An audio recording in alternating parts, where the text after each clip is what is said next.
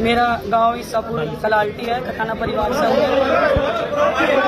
15 दिन से लगभग एक फेसबुक पे व्हाट्सएप के माध्यम से मेरे परिवार के बीच में एक मेरा मैसेज था कि मेरे साथ एक मेरे ठेकेदार है जो बड़ा ठेकेदार गुंडा है। आज तो मैं सब गुंडा ही कहूंगी जो मेरे साथ गुंडागर्दी हुई।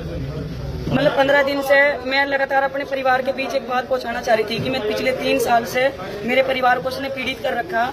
मेरी माँ, मेरे बाप, मेरी बहन, मेरा परिवार, मेरी ससुराल, मतलब यहाँ तक कि उसने हम 6 बहनें हैं, 6 की 6 बहनों पर इतना अत्याचार करने की कोशिश करी कि आज मैं अपने परिवार के बीच बैठकर उन सब चीजों को बताना चाहती थी। मैंने कल एक आह्वान किया था कि मैं 27 तारीख में पंचायत में आऊंगी। उसने रात में मतलब पहले तो शाम के टाइम मुझे मेरे गांव में पुलिस से पकड़वाने की कोशिश करी। 2 गाड़ी पुलिस की मेरे घर गई। मैं वहां से एक्टिवा उठा के गंगो भाग आई। फिर मैं यहाँ गंगो में आराम से अपने परिवार के बीच में बैठी तो शीतल बिश्नोई जी महानगर अध्यक्ष, उनका फोन आया कि यहाँ पे कोई सम्मानित व्यक्ति, उन्होंने जसवंत सैनी जी का नाम लिया, माननीय जसवंत सैनी जी मंत्री और विधायक जी, मतलब किसी और का नाम लिया कि जसवंत सैनी जी हैं और मैं हूँ, अकेले बैठ के आपसे बात करना चाहते हैं। मैंने सोचा चलो संगठन है, संगठन की बात मान लेनी चाहिए। मैंने कहा आप कितने लोग? उन्होंने कहा कि हम सिर्फ 2 लोग हैं, आप आओ, आपका सम्मान होगा, सिर्फ आपकी बात रखी जाएगी। मैं और कविता चौधरी जी रात गाड़ी में यहाँ से गंगो से पार्टी कार्यालय पे गई, लेकिन मुझे लगा जब मैं पार्टी कार्यालय के बाहर पहुंची वहाँ पे कम से कम 20 गाड़ी थी।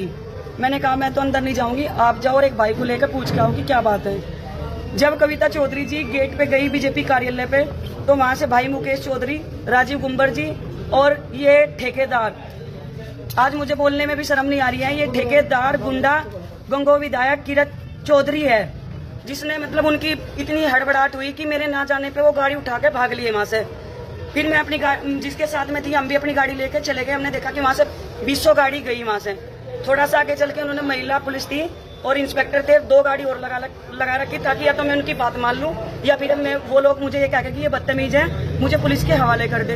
लेकिन मैं चौकन्ना थी, इसलिए मैं उनके बीच से छूट के भाग गई। उसके बाद उन्होंने मेरे घर ईसापुर कलाल्टी में 2 गाड़ी भेजी पुलिस की। मेरे मम्मी मेरे पापा को डराया धमकाया। मैंने बोल दिया कि मम्मी मैं कुछ नहीं करूंगी, अब मैं अपने समाज के बीच में बैठ के अपनी बात रखूंगी।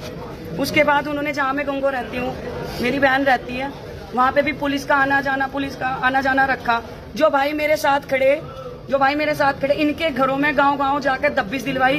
क्यों? मैंने किसी का खून कर दिया था या मैंने किसी की प्रॉपर्टी राब रखी थी? मैं तो एक सम्मान के लिए अपने इंसाफ मांग रही थी, इन सबके बीच आ रही थी।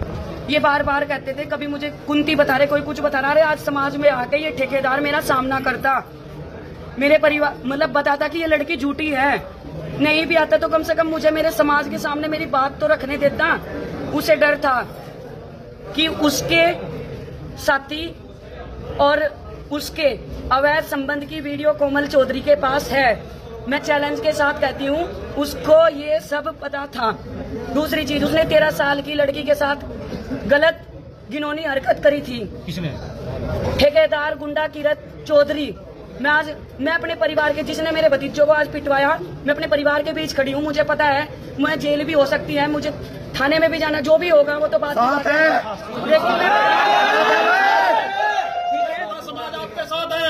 उसने मतलब आज मेरे पति मेरे साथ आए, मतलब 15 दिन से मेरे पति, मैं बोल के आ जाती थी, वो ड्यूटी करते थे, वो चले जाते थे। आज वो मेरे साथ आए, मुझे मेरे परिवार के हवाले सौंप के वो अमन गार्डन के पास गए तो उन्होंने धक्का दे के, जो ठेकेदार ने मेरा सम्मान मतलब खोया था, मेरे पति का सम्मान।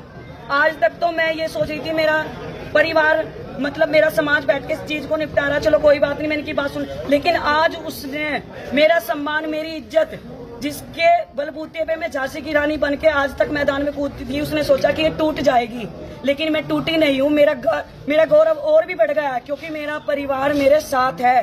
ठेकेदार, मैं तुझे चैलेंज कर रही हूँ, तू मेरे सामने आ, मैं तेरे करतूतों का जवाब दूंगी।